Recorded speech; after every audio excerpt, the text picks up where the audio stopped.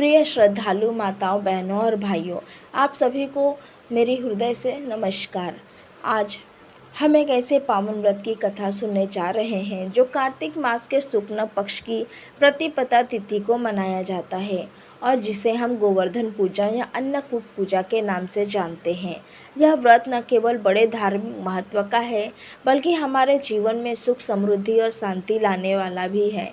यह व्रत भगवान श्री कृष्ण की लीलाओं से जुड़ा हुआ है और हमें प्रकृति के प्रति प्रेम, समर्पण तथा संरक्षण की शिक्षा देता है। आइए सब मिलकर इस पावन गोवर्धन महाराज की कथा को अपनी श्रद्धा और भक्ति के साथ सुनें और अपने हृदय में बिठाएं।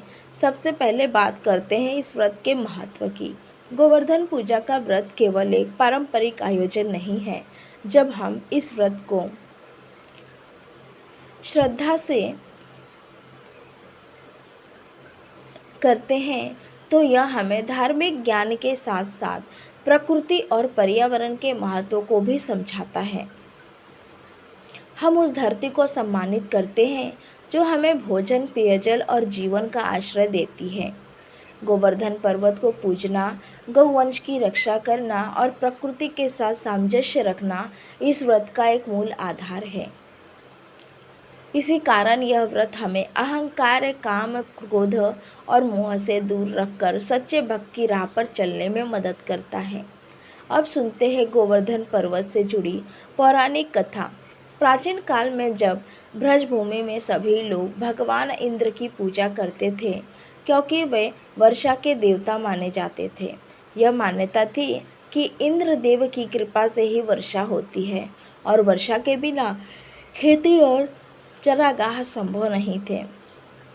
ब्रजवासियों में यह चलन था कि कार्तिक मास में विशेष रूप से दीपावली के अगले दिन इंद्रदेव की पूजा होती थी।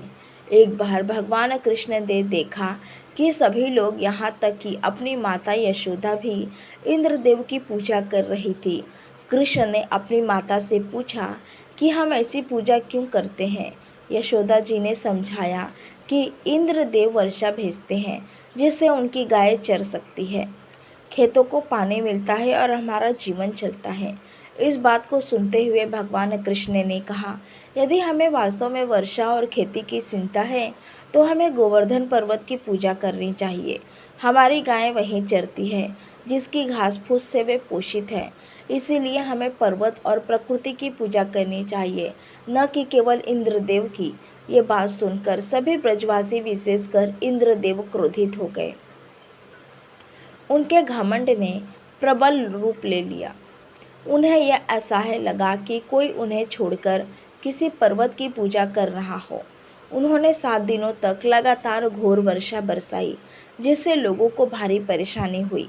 घर परिवार डूबने लगे और लोग त्रस्त हो गए। तब भगवान कृष्ण ने अपनी अद्भुत लीला का प्रदर्शन किया। उन्होंने एक छोटी उंगली से गोवर्धन पर्वत को उठा लिया और सभी लोग उनके साथ साथ गाय, बच्चे, वृद्ध और पशु सब उस पर्वत के नीचे सुरक्षित छायादार हो गए। 7 दिन तक वह बरसात होती रही, परंतु गोवर्धन पर्वत की छत्र छाया में ब्रजवासियों को कोई क्षति नहीं हुई। अतः इंद्रदेव को अपनी गलती का एहसास हुआ और वे भगवान कृष्ण से क्षमा मांगने को विवश हो गए। यह कथा हमें सिखाती है कि भगवान केवल मंदिरों में नहीं बल्कि प्रकृति, पेड़ पौधों और धरती के हर कण में विद्यमान है। हमें उनकी पूजा और संरक्षण करना चाहिए। भगवान कृष्ण ने अपने भक्तों को ये भी सिखाया कि असली शक्ति और भक्ति अहंकार से ऊपर होती है।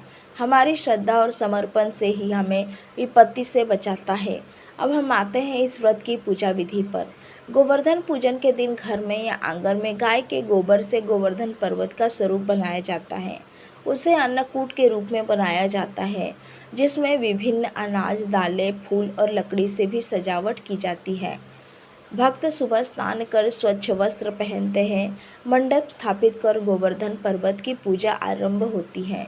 पूजा में धूप, दीप, फूल, माला, अगरबत्ती से पूजन किया जाता है। इसके साथ ही साथ गायों का सुंदर श्रृंगार किया जाता है और उनकी सेवा की जाती है। भोजन में अन्नकूट द्वारा कई प्रकार के पकवान बनाए जाते हैं जिनमें दाल, चावल, खीर, पकौड़े, हलवा और विशेष मिठाइयाँ शामिल होती हैं।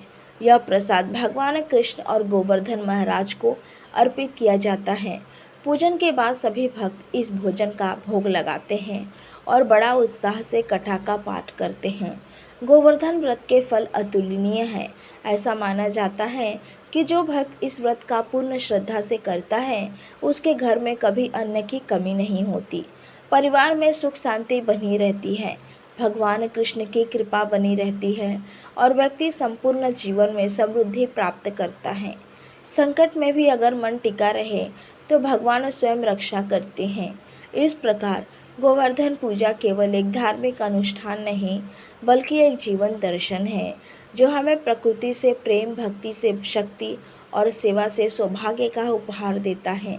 यह व्रत हमें यह विश्वास और प्रोत्साहन देता है कि सच्ची भक्ति में छुपी शक्ति सभी समस्याओं का समाधान है। आइए इस पावन अवसर पर हम सभी मिलकर गोवर्धन महाराज की इस कथा को याद करें और अपने परिवार तथा समाज में इस व्रत को बढ़ावा दें। यह पर्व हमें न केवल आध्यात्मिक ऊर्जा प्रदान करेगा, बल्कि हमारे जीवन में सकारात्मक बदलाव भी लाएगा। सभी माताएं और बहनें इस बड़े स्नेह और ध्यान से सुने और प्रसारित करें, ताकि यह पावन ज्ञान हर घर तक पहुँचे। तो प्यारे भक्तों, ये थी गोवर्धन महाराज की वो पावन और अद्भुत कथा, जिसने हमें सिखाया कि सच्ची भक्ति और विश्वास के सामने बड़े से बड़ा संकट भी झुक जाता है।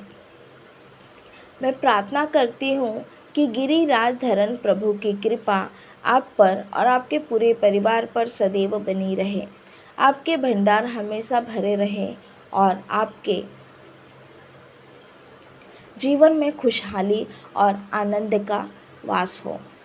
अगर आपको ये कथा सुनकर आनंद आया हो और आपके हृदय में भी गोवर्धन महाराज के प्रति प्रेम जागा हो, तो इस वीडियो को एक प्यारा सा लाइक करके अपना स्नेह जरूर प्रकट कीजिएगा। इस दिव्य कथा को अपने सभी प्रियजनों, अपने परिवार और दोस्तों के साथ ज़्यादा से ज़्यादा शेयर करें, ताकि वे भी प्रभु की इस लीला का आनंद ले सके और उनकी कृपा पा सके। और हाँ, अगर आप पहली बार हमारे चैनल पर आए हैं और ऐसी ही धर्म, भक्ति और प्रेरणा से भरी कथाएं, व्रत विधियाँ और भजन सुनना चाहते हैं, तो हमारे चैनल को अभी सब्सक्राइब कर लें और नोटिफिकेशन बेल को दबाना बिल्कुल ना भूलें, ताकि हमारी कोई भी नई कथा आपसे छूट न जाए। नीचे कमेंट बॉक्स में सच्चे हृदय से जय गोवर्धन महाराज या राधे राधे लिखना बिल्कुल मत भूलिएगा।